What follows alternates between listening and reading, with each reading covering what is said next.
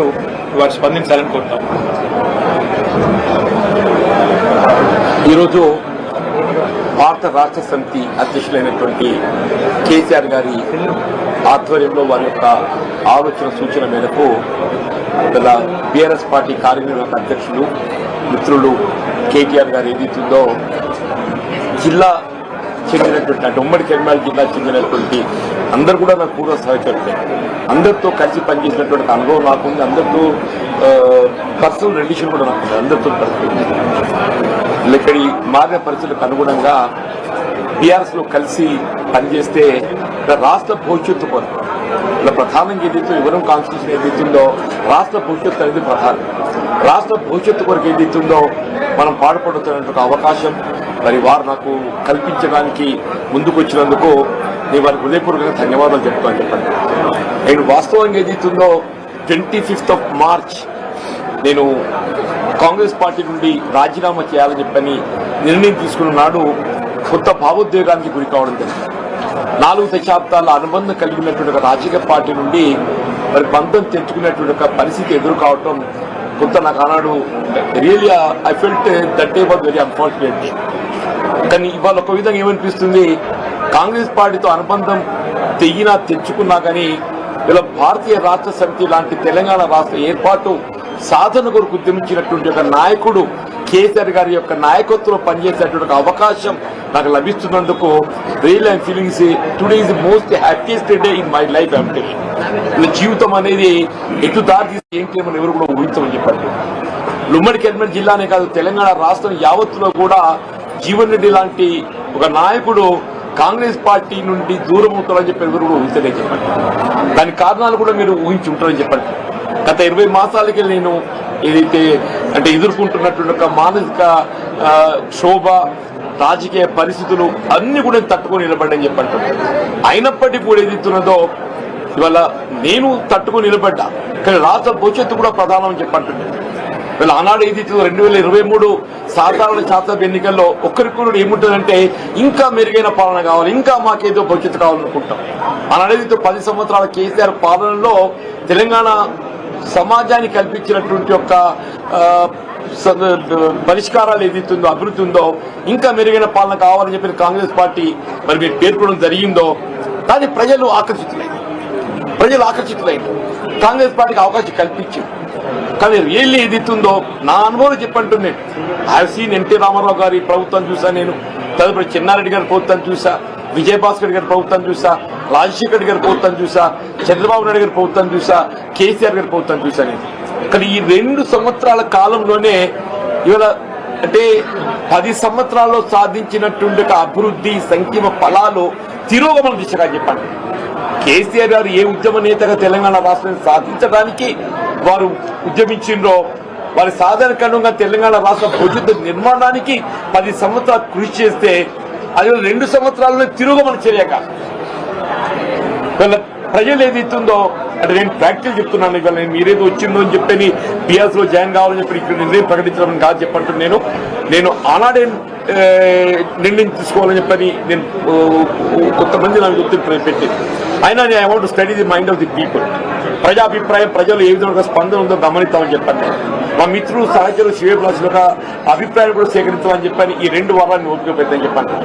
మా మిత్రులు చిరువిలాసులు సహచరులు వారి యొక్క సూచనలు సలహాలతో పాటుగా ముఖ్యంగా ప్రజాభిప్రాయాన్ని గమనించండి.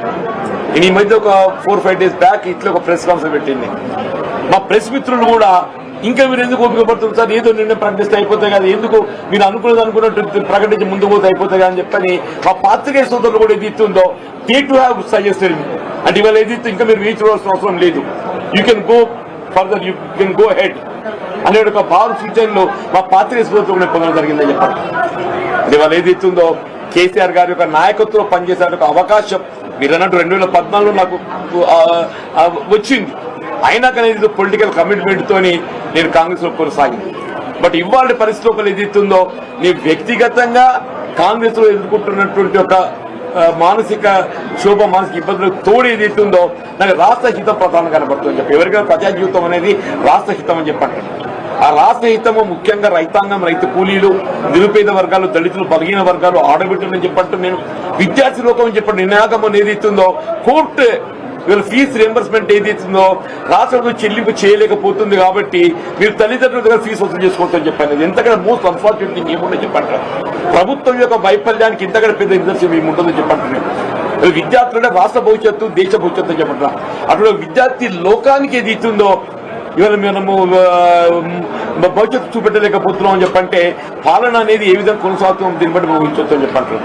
తప్పకుండా ఇవాళ మీరు ఏదైతే ఇంత అంటే really you need not come up to this place నాకు రావాలనేట్టు మీరు రావాల్సినందుకు నిజంగా మీకు అందరికీ, మీ మిత్రులకు అందరికీ ముఖ్యంగా అవుతుందో మా మిత్రులు పొప్పులీశ్వర్ గారు వారు ఇక్కడ మంత్రిగా పనిచేసిండ్రు. వారితో నేను కలిసి శాసనసభ్యులు పనిచేసిన, శాసన మండలి సభ్యులు పనిచేసిన. రమణ గారితో కూడా ఏదైతుందో వారు ఎంపీగా ఉన్నప్పుడు నేను ఎమ్మెల్యేగా పనిచేశాను. నేను మీ ఇద్దరం కూడా ఏదో చిరకాల మిత్రులము. 93 వరకు ఏదో కలిసి పనిచేసినవి. Only 94 he has deferred with me. Only 94 he has deferred with me. తర్వాత వాడు పార్లమెంట్ ఎన్నికైన తర్వాత ఏదైతుందో ఇవాళ వారి ఏదైతే ఎమ్మెల్యే స్థానం ఖాళీ కావడంతో అక్కడికి వెళ్ళి ఉప ఎన్నికలు పోటీ చేసే అవకాశం వచ్చింది. దట్ ఎలక్షన్ నన్ను కెప్ట్ మీద మొత్తం రాష్ట్ర స్థాయిలో నాయకత్వం నాకు నిలబెట్టింది ఆ ఉప ఎన్నిక అని చెప్పాను. ఇక్కడ సోదరు వసంత జడ్పీ చైర్పర్సన్ ఏదైతుందో నేను ఎమ్మెల్యేగా ఉన్నప్పుడు కూడా ఏదైతే ఇంత గౌరవిస్తుంది కదా అని చెప్పంటే మీరు మీటింగ్ రావాలన్నా మీరు వచ్చి మీలాంటి ఒక సలహాలు సూచనలు ఇవ్వాలని చెప్పాను. Every time she use to అంటే నన్ను మీటింగ్ రావాలని చెప్పి కోరేని చెప్పండి. ఈ సాగర్ అనేది is like younger brother to me. Sagar అనేది is like younger brother to me అని టెల్లింగ్. సంజయ్ కానీ, కౌశిక్ కానీ మేమంతా మిత్రులము. వీళ్ళందరం కూడా వినోద్ రావు గారు, మా దామోదర్ రావు గారు మా ఫ్యామిలీ అసోసియేటే. వారి నాన్నగారు వాళ్ళ 81 సమితి ప్రెసిడెంట్ ఎన్నిక కావడానికి ఏదైతుందో నాకు ఒక మైల్ స్టోన్ నాకు అండగా నిలిచాను. ఎవరికి తెలియదు ఇది. దామోదర్ రావు గారి తల్లి జీవన్ రెడ్డికి ఏం సంబంధం అని చెప్పి అనుకుంటున్నాను. మీకు కూడా ఆశ్చర్యపోతారు కూడా దామోదర్ రావు ఇప్పుడే తెలిసి దామోదర్ గారి తల్లి మీకెక్కడ సన్నిహిత సంబంధం అని చెప్పాను. అంటే the whole relation with the BRS party with every leader have got అని చెప్పంటాను. నేను ఈ స్థాయి ఈ దశలో ఏదైతుందో వీళ్ళ కేసీఆర్ గారితో కలిసి పనిచేసేటువంటి అవకాశం నాకు రావటం, వారి నాయకత్వం కలిసి పనిచేసేటువంటి అవకాశం నాకు రావటం, నేనైతే అంటే ఇవాళ జీవితం ఎవరే కానీ ఇవాళ నా జీవితం ఒక చివరి స్థాయికి వచ్చింది. I seen enough political public life. నా సుదీర్ఘ ప్రజా జీవితం 4 దశాబ్దాలు నేను గడిపింది. ఉంటే ఇంకో ఒక ఎన్నిక చూస్తే కావచ్చు, దేవుడు దయతలిస్తే ఎట్టుటో చెప్పలేని చెప్పండి. కానీ ఇది అవుతుందో నా చేసే జీవితం ప్రజా జీతాన్ని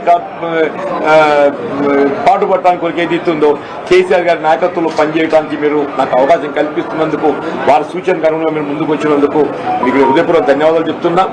కేసీఆర్ గారిని కలవటము మా పాత సాన్నిహిత్యం దాన్ని కొంత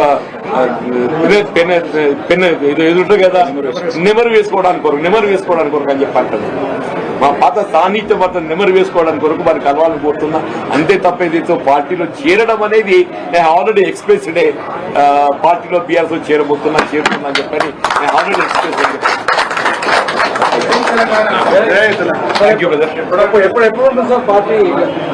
తినబోతు రుచులు అడగకూడదు. పెద్దవాళ్ళిద్దరు కలుసుకున్న తదుపరి కార్యాచరణ ఇప్పుడు వారి నిర్ణయం ప్రకటించింది. పార్టీలో చేరడం లాంఛనంగా చేరుతాను. కేసీఆర్ గారిని కలిసి కేవలం మా స్నేహానికి సంబంధించిన కొన్ని జ్ఞాపకాలు నెమరేసుకోవడానికి అని చెప్పారు. ఈ పెద్ద నిర్ణయం చెప్పేసి మిగతా వార్తలు మీరు తర్వాత మీరు అడగకూరు బ్రదర్. పెద్దవాళ్ళు ఇద్దరు మాట్లాడుకొని అన్ని విషయాలు ప్రకటిస్తారు. మీరు తినబోతు రుచులు అడగకూడదు, మీరు తొందరపడకుండ్రి. ఇప్పుడు వారిద్దరికి ఉన్న అనుభవం అంత కాదు నా వయస్సు కాబట్టి వారిద్దరు కలుసుకున్నాక పెద్దలు వారి నిర్ణయం ప్రకటిస్తారు. ప్రకటించిన దాని తదుపరి వారు ఏ నిర్ణయం ప్రకటిస్తే దాన్ని శిరసావహించడం, దాన్ని అమలు చేయడం మా బాధ్యత. వర్కింగ్ ప్రెసిడెంట్ అంటే పెద్దలు కేసీఆర్ గారు అప్పచెప్పిన వర్క్ ను సమర్థవంతంగా చేయడం అంతేనా?